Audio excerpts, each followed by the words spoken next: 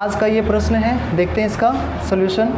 तो देखिए दोस्त, जब भी इस तरह का सवाल आ जाता है तो हम लोग सबसे पहले क्या करते हैं, जब भी कभी बटन में दिख जाता है ना, तो ये जो नीचे दिया हुआ है इस नंबर से हम लोग क्या करते हैं कि ऊपर के सारे नंबर से मल्टीप्लाई कर देते हैं। तो हम लोग क्या करेंगे, ये जो x दिख रहा है इससे इसको मल्टीप्लाई करेंगे तो क्या आ जाएगा, एक्स स्क्वायर प्लस ये यहाँ पे देख रहे हैं हम लोग 1/x है, इसको भी x से मल्टीप्लाई करना है। यहाँ पर देखिए 1/x दे रखा है, इसको अगर x से मल्टीप्लाई करते हैं तो ये x और x कट जाता है, इसका मतलब 1 बच जाता है यहाँ पे। उसके बाद ये x से इसको भी मल्टीप्लाई करेंगे तो 3x आ जाएगा।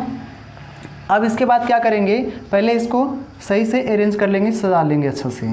इसको इधर ले आते हैं तो इधर आ जाएगा माइनस में, ये +1 है, इक्वल टू 0 बच गया। क्यों? क्योंकि इधर से इसको इधर लेके आ गए। अब ये आप देख सकते हैं ये द्विघात बहुपद में आ गया है। अब हम लोग इसका क्या करेंगे, मूल्य निकालेंगे।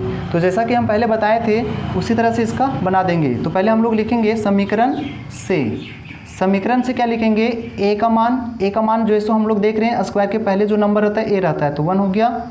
b जो है आपका देख रहे हैं यहाँ पे -3 है और c का मान जो है सो 1 दे रखा है। तो चलिए अब हम लोग क्या करेंगे, इसका विविक्त कार्य निकालेंगे d इसका फॉर्मूला होता है b का स्क्वायर -4ac। तो चलिए इस पर बैठाते हैं। b आपका -3 है तो -3 का स्क्वायर हो जाएगा माइनस। अब उसके बाद इसमें बैठाते हैं 4 इंटू a का मान देख रहे हैं 1 दिया हुआ है, c का मान 1 दिया हुआ है। तो अब यहाँ से देखेंगे हम लोग -3 इंटू -3 9 आ जाएगा और 4 1 जा 4। यहाँ से देखेंगे ये 5 आ गया। तो हम लोग जैसा कि देख पा रहे हैं d का मान मेरा 5 आ चुका है। तो d का मान 5 आ गया। अब यहाँ से हम लोग देख करके इसका प्रकृति जान सकते हैं कि d का मान जो है सो 0 से बड़ा है। लिखेंगे इसका यहाँ पे प्रकृति में हम लोग देख पा रहे हैं कि जो d का मान है, d का जो मान है वो 0 से बड़ा है, अतः कह सकते हैं कि जो है सो मूल संभव है। क्योंकि हम पहले भी बात कर चुके थे, मूल 3 कंडीशन में मूल बनाने के लिए जो है सो 2 कंडीशन होता है जिसके लिए मूल बनाया जाता है। d का मान जब 0 आ जाए तब मूल निकलता है और d का मान जब 0 से बड़ा आता है तो भी मूल निकलता है। तो फिर हम लोग मूल निकालते हैं। यहाँ पर d का मान जो है मेरा 0 से बड़ा है, लिखेंगे अतः मूल संभव है। तो चलिए जब संभव है तो इसलिए हम लोग मूल निकालते हैं, इसलिए मूल निकालते हैं। मूल का फॉर्मूला आपको पता ही होगा, -b प्लस या -√d/2a।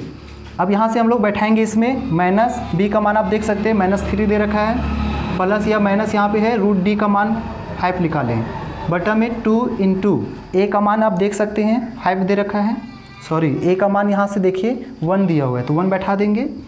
अब इसके बाद माइनस माइनस प्लस यानी कि 3 हो गया, प्लस माइनस यहाँ पे है और ये 5 बटा में 2 1 जा 2।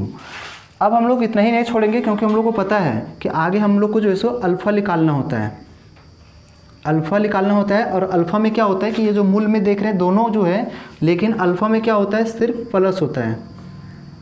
और इसके बाद बीटा निकालेंगे, बीटा में क्या होता है कि बीच में सिर्फ माइनस हो जाता है। तो इस तरह से उम्मीद है कि आप इसको समझ गए होंगे। तो देखिए दोस्त, अगर आपको समझ में नहीं आता है तो आप इसके पहले का वीडियो जो है सो देख सकते हैं, उसमें पूरा क्लियर बताया गया है। आप उसको पहले देख लीजिए, उसके बाद आपको ये इजीली समझ में आ जाएगा।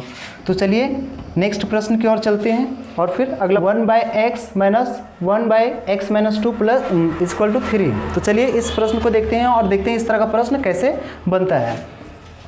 सबसे पहले क्या करना होता है, इस तरह का जब भी प्रश्न आ जाए तो सबसे पहले जब भी देखेगा इस तरह का जो समीकरण दिया हुआ रहता है ना, सबसे पहले उस समीकरण को सही करना होता है। उस समीकरण को पहले सिंपल वाला फॉर्म में चेंज कर लेंगे, उसके बाद ही हम लोग उसका मूल्य निकालेंगे। तो चलिए देखते हैं। सबसे पहले हम लोग क्या करते हैं, इसका जो नीचे दे रखा है इसको हम लोग पहले एलसीएम निकालेंगे। तो इसका एलसीएम आ जाएगा x - 2। उसके बाद हम लोग क्या करते हैं, ये जो नंबर है इसको इससे मल्टीप्लाई करेंगे तो x - 2 हो जाएगा, क्योंकि x - 2 एकम x - 2 और इसको इससे मल्टीप्लाई करेंगे तो x एकम x ही होगा, फिर बराबर में 3। अब देखिएगा जब भी प्लस माइनस में आ जाता है, कोई भी नंबर कट जाता है तो यहाँ पे कट गया। अब आपका ऊपर में बच गया है -2, यहाँ पे बचा है। अब इसका ब्रैकेट हटाते हैं तो यहाँ पे आ जाएगा x का x से करेंगे x² माइनस इससे करेंगे 2x, बराबर में इधर मेरा 3 है, इसके नीचे 1 ले लेते हैं। अब क्रॉस मल्टीप्लाई करते हैं तो इसको इससे मल्टीप्लाई करेंगे 3x² माइनस 3 2 जा 6x और फिर इसको इससे करेंगे तो -2। तो चलिए अब उसको भी इधर लेके आते हैं, 3x² माइनस 6x इसको इधर लेके आते हैं तो +2 इक्वल टू हो गया 0। तो देखिए अब मेरा ये जो समीकरण है ये पूरा सिंपल हो चुका है। अब हम लोग पहले के जैसा इसका मूल निकाल सकते हैं। तो चलिए अब इसका मूल हम लोग निकालते हैं। तो मूल निकालने के लिए हम लोग पहले लिखते हैं समीकरण से। समीकरण से जो है सो ए बी सी का मान लिखेंगे। तो ए का मान आप देख रहे हैं 3 दे रखा है, बी का मान जो है सो -6 दे रखा है और सी का मान जो है सो 2 दे रखा है। तो चलिए अब इसका हम लोग डी निकालते हैं। डी बराबर क्या होता है, बी का स्क्वायर -4ac है ना। तो बी जो आप देख रहे हैं बी मेरा है -6, तो -6 का स्क्वायर हो जाएगा -4 इंटू ए का मान 3 इंटू सी का मान 2। तो देख सकते हैं -6 इंटू -6 क्या हो जाएगा 36 हो जाएगा। 4 3 12, 12 दूनी 24। यहाँ से हम लोग देख रहे हैं घटाएंगे तो आ जाएगा मेरा 12।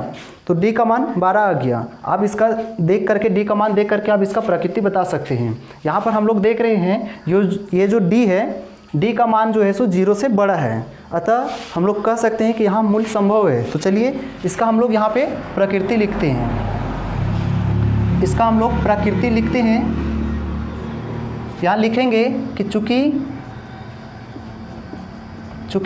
डी बड़ा है 0 से अतः मूल संभव है, तो चलिए जब मूल संभव है तो फिर इसका मूल निकालते हैं। तो मूल निकालते हैं फिर मूल का फार्मूला बैठा करके। तो मूल का फार्मूला क्या होता है, -b प्लस या -√d बटा में 2a। चलिए इस पर बैठाते हैं हम लोग।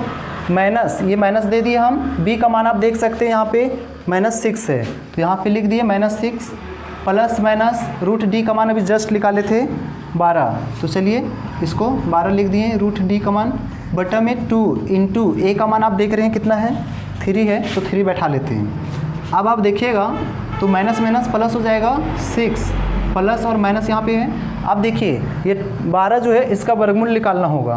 तो वर्गमूल निकालते हैं। देखिए हम लोग जानते हैं 12 है, इसका पहले इसको फैक्टर करेंगे तो क्या हो जाएगा 4 इंटू 3 हो जाएगा। तो 4 का तो वर्गमूल निकल जाता है, कितना निकलता है 2 निकल जाता है इसका, तो 2 और इसका नहीं निकलता है तो फिर ये रूट में रह जाएगा।